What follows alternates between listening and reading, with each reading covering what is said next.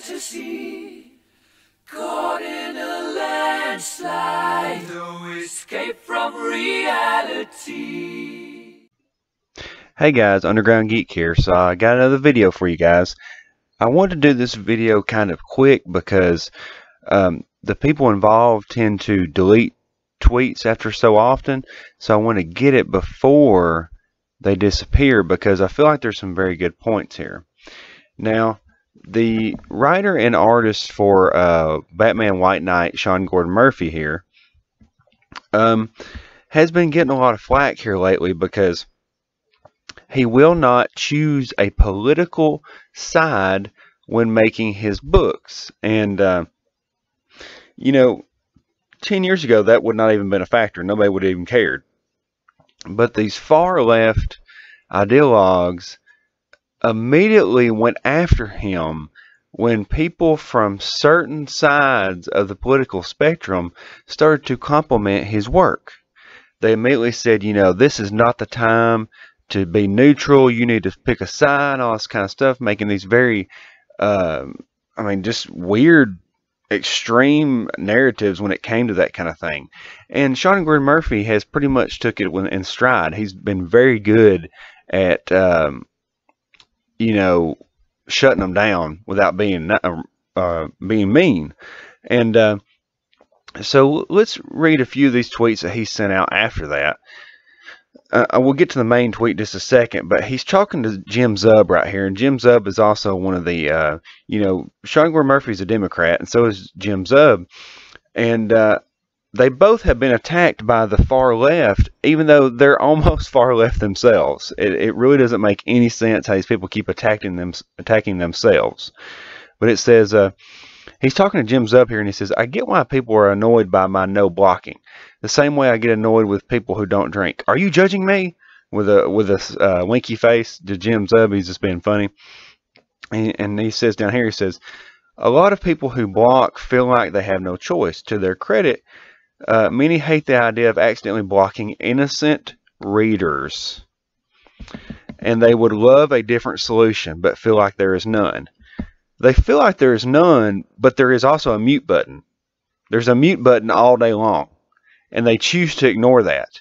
They want to completely block you so that then they can talk trash to you after you're already blocked. That's the whole point of that, is to hide behind that wall and act big and bad.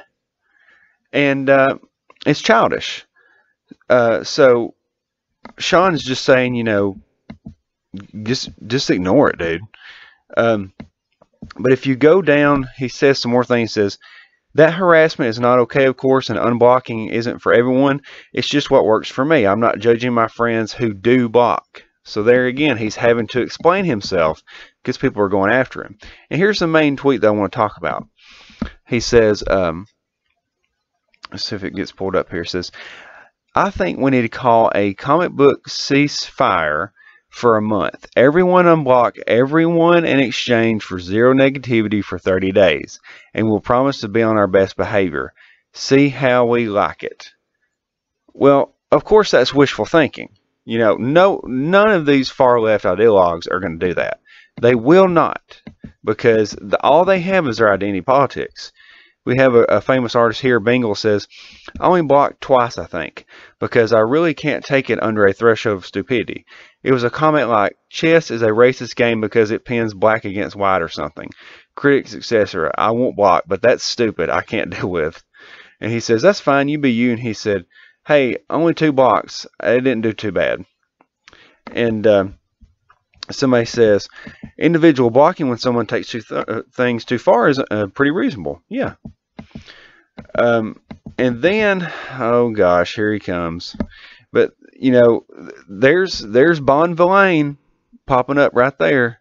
I can't see the tweet because I'm blocked, but there they go. And it says, of course they're going to say something along the lines of that harassment, you know. And he says, that harassment not okay. And then look who pops in. Francesco Francavilla. But you said everyone in your first tweet, brother, winky face. This is a separate tweet, just tossing an idea out there. Emerald Centurion puts a nice little gif in there. Digital Joe. I can't be unblocking That's nonsense coming up in the feed is too whiny and illogical for my head. I cannot believe that Frank Avila, after saying that, you know, if you've been watching my videos, there was an actor that came after me because I said to Frank Avila to stop posting so much politics and post more comic books. You know, and pretty much that's just a statement. I mean, if you don't like it, just ignore it. But when you're always putting F Trump on there all the time, and I can't ever see any of your work, that's why I follow you, is your work. And so then this actor proceeded to attack me for the next 4 days. And then when I asked Frank Avila to tell him to stop, he said along the lines of, well, it wouldn't happen if you hadn't done that. You know, offered no support whatsoever. Pretty much tried to shun me. And then here they are in the middle of this. Just saying. And so we got Edwin here putting something pretty funny, I'm sure. People's going in here talking about it. And they're agreeing. They're like, okay, sounds good. Sounds good, man. Sounds good. And of course, the weirdos are going to come out and try to make him pick a side. The problem here is that you won't be attacked unnecessarily for being either a woman or trans or black or gay and putting out subpar work, or for putting out art that is kindergarten level. I don't understand what that was. That didn't make sense. But yeah, I mean, that's all we want. We want these people to act like adults. And immediately you have these weirdos that have to come out and have to tell him, have to correct him. You know, they cannot have him saying certain things because there are all these evil people. So let's go back to this right here. He's got this thread here, Sean Gordon Murphy does, and I'm sure that this stirred them right up to begin with. He says, I've gotten heat from people because I have a no block policy, so let me explain this policy and why it works for me. But first, a disclaimer. You have the right to run your Twitter however you want. If you're being threatened and worried for your safety, then block away. 99% of my comic book friends block people for whatever reasons, and I respect that choice. But I'm trying a no-block policy, and I love it. I don't care if you threaten me, troll me, or throw shade at White Knight. I run a business, and part of that is dealing with customer service. By all means, be a dick. I'll just high-road you. Wow. Amazing. High-roading is what I do with trolls. I'll quote them so everyone can see my response, and I'll be 100% nice by displaying perfect customer service. Oh, my God. SJW's heads were exploding at this. Sorry you didn't like the book. I appreciate you giving it a chance. Usually calms them down. And if it doesn't, at least you're displaying your professionalism to everyone, showing them that you're willing to listen to customers even when they're rude. Stand up for your values and condemn who you want. But if I feel like blocking is a polarizing divisive, yes. Most importantly, it's not fixing the problem. Yes.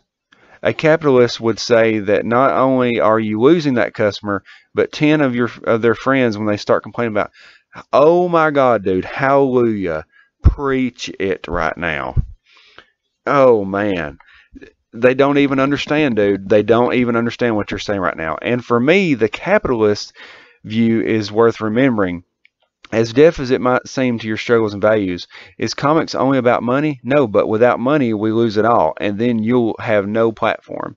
Yes, I'm followed by people I don't like, and if I see them harass another follower, I'll say something.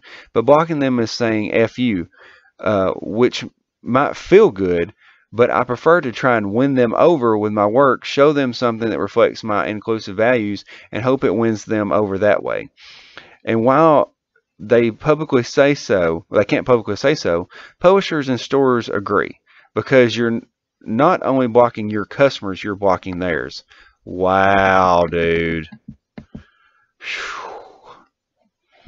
And just like this guy right here said, I think it's a matter of time until big publishers make how to behave on social media courses mandatory, and your point of view would certainly make a good positive example.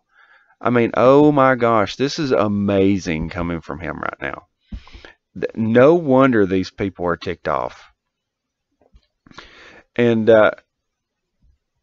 this is it right here. Like he says, somebody had, or Trajan had put here. He said the difference between Tim Doyle and Murphy in one image. Doyle starts with an apologist and an antagonistic point. Murphy starts with a rational point. He says, I don't know Tim or his history, but I didn't take it that way. He made an honest observation, but I'm happy, I'm happy to respond to him. And see, he's trying to play the high road here. I mean, you can look at this guy's picture right here and tell he's like the dumbest person ever. Okay, look at that stupid picture. And he says because basically he's tagging at Sean Gordon Murphy right here. Sorry, I can't talk. He's tagging him. Tim Doyle has Sean Gordon Murphy in his sights, and if he does not move to the far left and get in lockstep with the rest of them, they will have his head. That's what they're saying right here. It says some people are super toxic and will start harassing your other followers who comment, though, like you're doing. He says, over the past few months, I've high-roaded a lot of people, and this has never happened, and if it did, I would step in or delete the tweet. There you go. Like a grown-up would. Oh, man. I mean, this kind of stuff is just hilarious. And this is going on over and over and over. I mean, this guy is like the king of... He and EVS are like the king of customer relations right now because these other people are so bad at talking to customers. It's hilarious. They cannot take criticism. They cannot even take you saying something semi not nice to them. They have gotten yeses all their life. They have gotten you're doing the best all your life because every time somebody told them no, they flipped out and everybody was afraid they were going to lose them as a friend. And I've seen that a million times. This is not something new. I mean, it's just, it really blows my mind that these people come out of the woodwork like this. And Sean Gordon Murphy's just handling it in stride. But you wait. There is a matter of time before they will be coming for his head because he will not pick a side and they cannot stand it. But see, like right here he says, I love the mute button. Just mute people. I mean, it's not hard. Just mute them. If you don't like something they said and you can't have a good discussion with them. I mean, you can dislike what somebody says and have a discussion with them and agree to disagree at the end of the day. But if they just keep coming after you, then just mute them, man. They can't do anything. It's social media, okay? This is digital. You're on a box right now connected to air, okay? It's unbelievable how these people have to immediately take everything, everything verbally turns into physical assault to them. That's what they view it as.